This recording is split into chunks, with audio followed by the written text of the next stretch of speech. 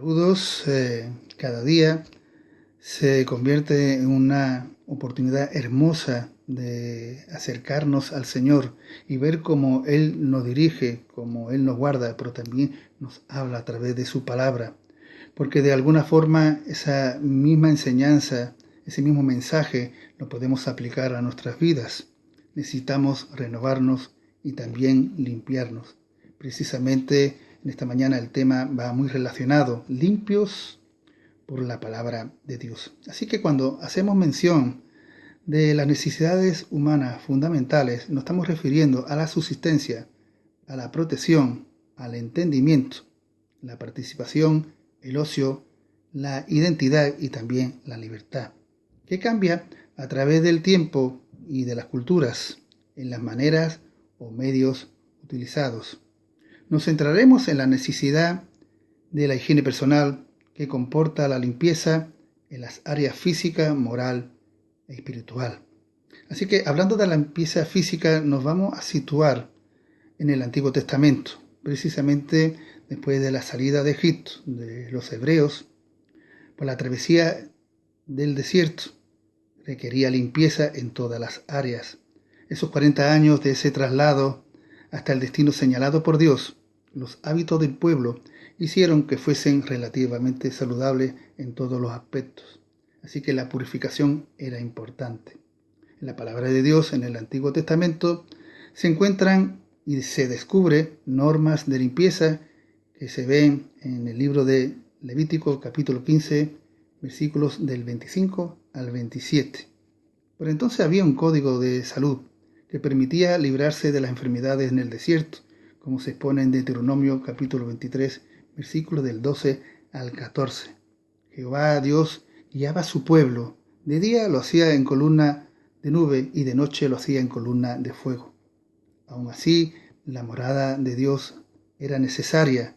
Así que los israelitas construyeron el tabernáculo, que era el santuario móvil. Y de alguna forma, todo eso era bajo las instrucciones y órdenes del Señor. Diseño y dotación, o sea, la descripción de su interior que estaba formada por el lugar santo, posteriormente por el lugar santísimo, que estaba precisamente separado por un velo, porque Dios iba a aparecer. Era un recordatorio de que el hombre no podía entrar de una manera descuidada o irreverente. Esta ilustración está vinculado en alegoría a la crucifixión de Cristo al expirar. El velo del templo se rasgó en dos, y esto evalúa el carácter moral. Los pensamientos de los hombres quedaron quebrados ante la verdad. El sacerdote, para entrar en el lugar santísimo, antes debía de lavarse, y esto se ve en Levítico capítulo 16, versículo 4. Finalmente, el tabernáculo lo rodeaba un espacio llamado atrio, que marcaba el perímetro del sagrado recinto. Hay ejemplos en el Antiguo Testamento de la importancia de la limpieza para la sanidad.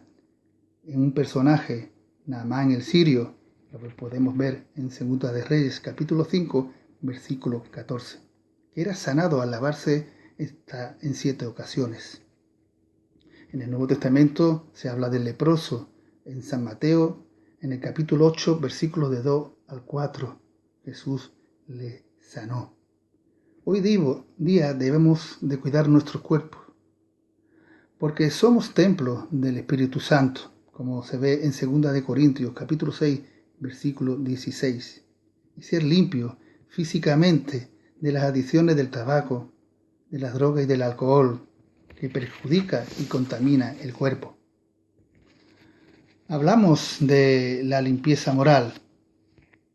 Jesús hizo una observación sobre las costumbres y tradiciones que profesaban los fariseos y los judíos, sobre la higiene personal y los utensilios que usaban descuidando e invalidando los mandamientos de Dios.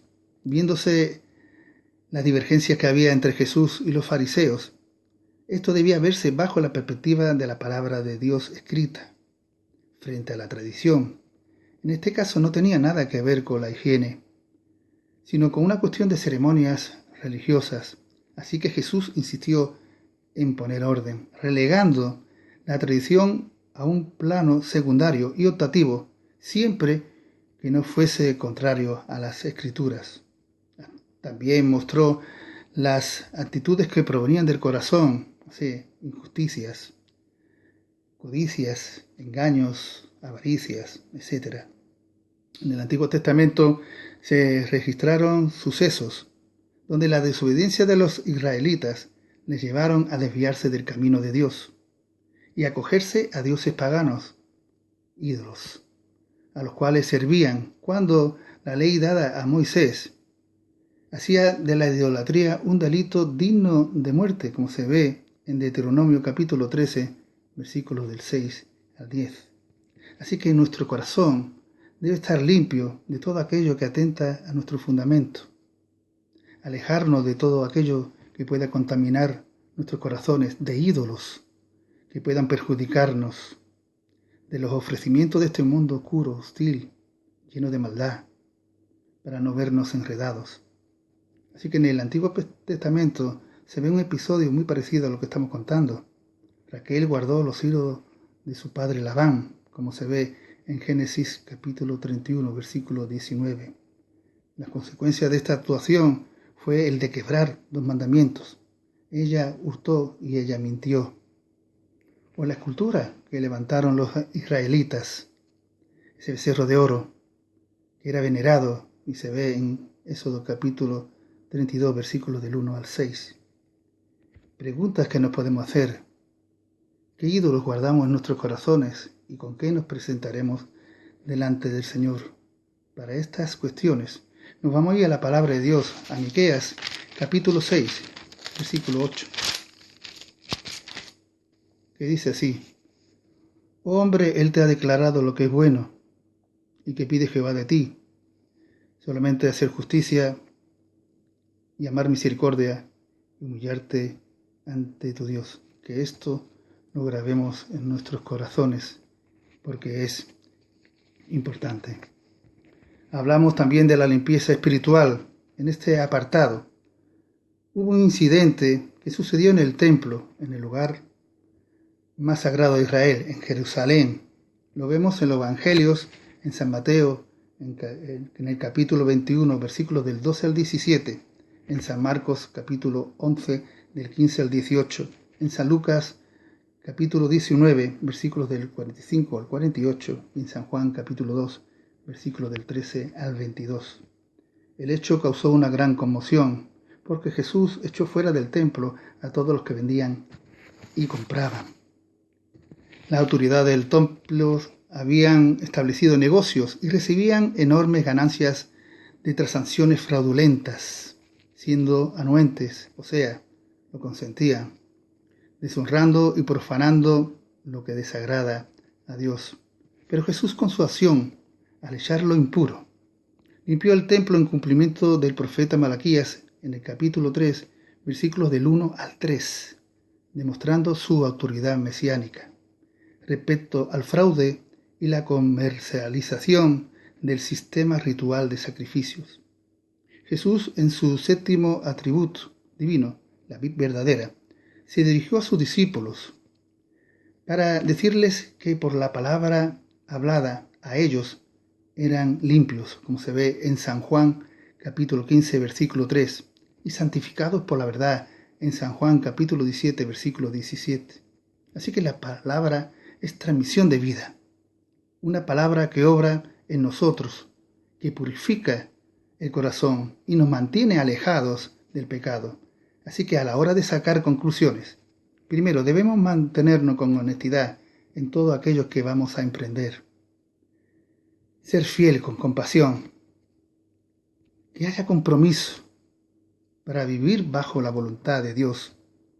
En las celebraciones en las que participamos todos como cuerpo de Cristo, en el lugar de culto, debemos de respetar, honrar, ser solemnes y reverentes ante la presencia de Él, de Dios, porque Él se deleita de lo que es puro, de lo que es recto y lo que es justo.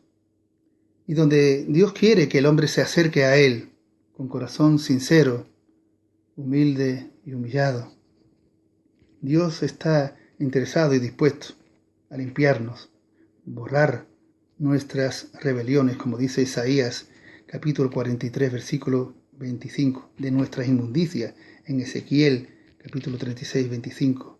Si aceptamos su demanda, Isaías 1 del 16 y 18, con arrepentimiento genuino. Dios misericordioso y magnánimo ofrece la oportunidad de escoger entre la obediencia y el juicio. El amor de Dios lo expuso a través de un ejemplar gesto, la vida de Jesús, la cual entregó en su misión salvífica. No podemos obviar la realidad, porque de una cosa podemos estar bien seguros. Un día daremos cuenta de nuestros actos en el juicio de Dios, como dice Hebreos capítulo 9, versículo 27. Por tanto, debemos reflexionar sobre la propuesta que hoy Dios nos da y analizar cómo estamos viviendo la agonía de un mundo que se consume en la desesperación, atrapado en el mal y en el escepticismo. Debes reaccionar.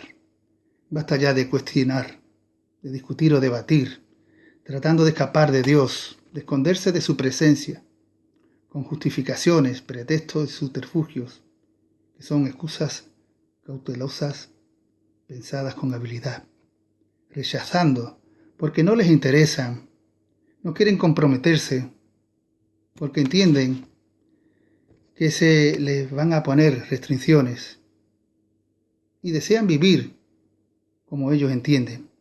Pero si no prevalece el pensamiento de Dios en sus vidas, se verán condenados a perderse irremisiblemente para siempre. La palabra de Dios limpia los corazones, renueva nuestro entendimiento y fuerza, y da luz con la verdad de Dios sobre lo que conviene como creyentes para estar alineados a la voluntad de Dios.